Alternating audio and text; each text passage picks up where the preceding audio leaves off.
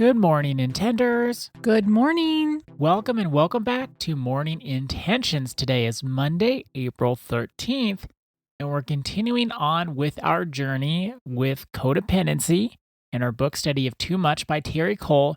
And this month, so far, we don't know how long this is going to go on, but we got more to say, so it's going to continue. And this month, we're specifically focusing on if you think you're a high-functioning codependent, what do you do? Are you just stuck and that's the way your life is forever? Of course not. Even though it can feel that way, we're looking at tools and techniques that you can use to shift that way of showing up in the world. The thing, Annette, I wanted to bring up just very briefly today before we get started on our week is what can happen once we recognize there is a different way here. There's something I can do differently. And then we start doing something differently. We can mourn all the years we didn't have the tools in our toolbox. You and I both have said this about different things in our life where we can be excited about something.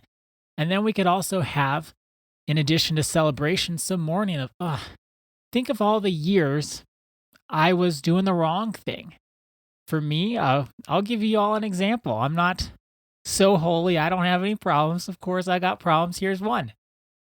I've been working on my sleep lately. You all know me. You've probably heard me say, well, I'll just stay up a little later to do the things I want to do. I'm finding that I can't do that. It's actually not good for me. I need to reprioritize my life and focus on sleep.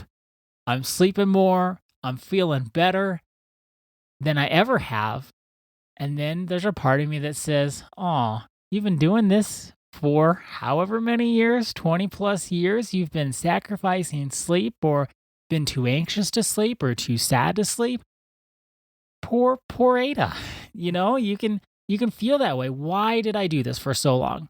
Why didn't I know there was a better way to do things? Hold both of those, please. It's okay to mourn. And then also, let's not get so mournful that we don't push forward. And this gets to the heart of why we have our definition of compassion. And we bring it up constantly. We're all doing the best we can with the tools, awareness, and understanding that we have in that moment. So for me, when I wasn't sleeping as well or didn't prioritize it, that was the best I could do. And how do I know that? Because that's what I did. If I knew better, I would have done better. I didn't know better, so I didn't do better. Now I know better, so I can do better. And I am doing better, and so I feel better. A lot of betters in that sentence. Sounds like you're really doing better, Ada. I sure am.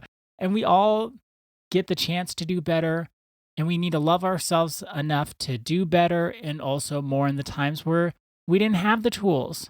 It's not a crime. It's not, you're so bad you didn't have the tools. It's, I didn't have the tools then. I'm so glad I do now. I can have gratitude. I can have thankfulness. But then also, I wish I had these tools sooner. So we're actually going to go over a few tools today and this week. Annette, would you like to get us started? I would. We're going to talk about mindfulness tools. Terry Cole talks just a little bit about mindfulness, and then she moves on to boundaries. We're going to stay with mindfulness for a little while.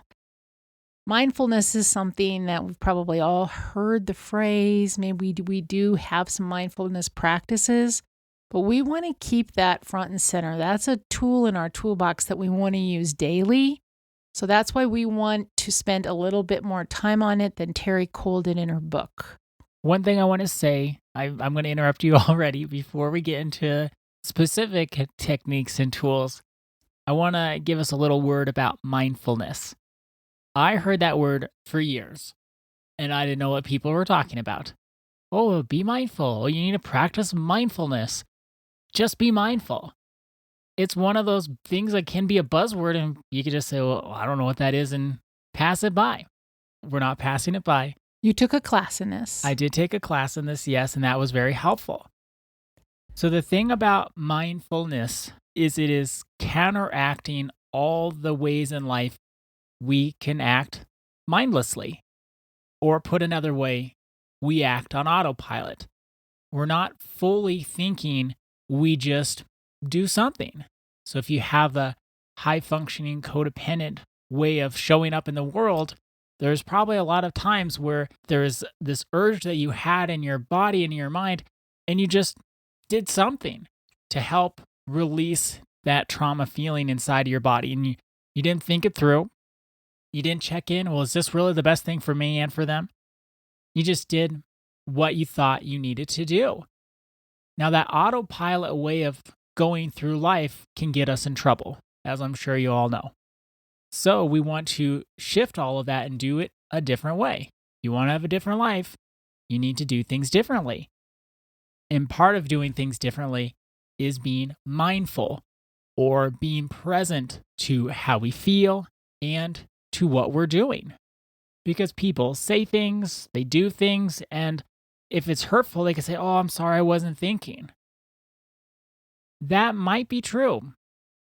And it can get to a point where that's a reason, not an excuse. We can't just say, "Oh, I wasn't thinking." We need to turn it on its head and say, every word that comes out of my mouth, I want to be thinking about. I want to think about its tone and how it could come across to someone.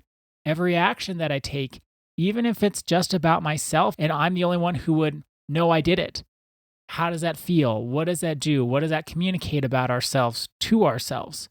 We want to show up with our full mind on what we're doing each and every day to the best of our abilities. We want to be intentional. That's why we called our podcast Morning Intentions, because we want everyone, including the two of us, to start our days being intentional.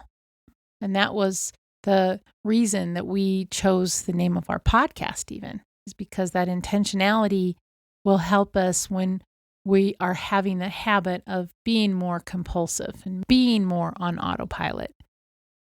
As we end today, I wanted to read 2 paragraphs from Terry Cole's book on page 155 to get us started for this week. It's called Learning to Tune In. According to Jon Kabat-Zinn, the founder of mindfulness-based stress reduction training, mindfulness is awareness that arises through paying attention on purpose in the present moment, non-judgmentally, in the service of self-understanding and wisdom. Mindfulness practices like meditation, self-reflective journaling, body scans, breathing exercises, and nature walks are powerful tools to redirect our anxious leaning into the future. But that's not because these practices completely empty the mind of its future-oriented thoughts. Rather, we see, quote unquote, and hear at last what our thoughts actually are. By acknowledging what's constantly racing through our minds, influencing our feelings, actions, and reactions, and consciously choosing to let them pass without engaging with them, we can sidestep their influence. We see that we have a choice. Really speaking to what you were just sharing, Ada. And this was the part that I wanted us to listen closely to. Mindfulness is a process of learning to be truly present. Mindfulness is a process of learning to be truly present. That means allowing life to unfold more naturally with less need to steer it to avoid something or create something. Less management of people and outcomes creates more space to fully be.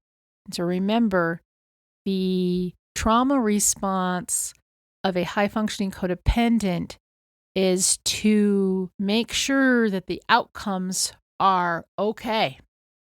We don't have a lot of conflict. People are getting along. People are happy.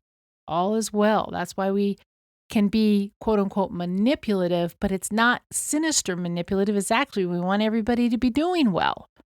So it's less management of people and outcomes creates more space to fully be. Because if we're all involved with managing outcomes, we can't truly be. Our ability to regularly be here now will transform our experience from a light, half-present version of life to its richest, most fulfilling expression. Keeping all of this in mind, our intention for today is a curiosity question. Am I ready to see and hear what my thoughts actually are? Am I ready to see and hear what my thoughts actually are? Thank you so much for joining us today. Our day is better because you are part of our day. See you tomorrow. See you then.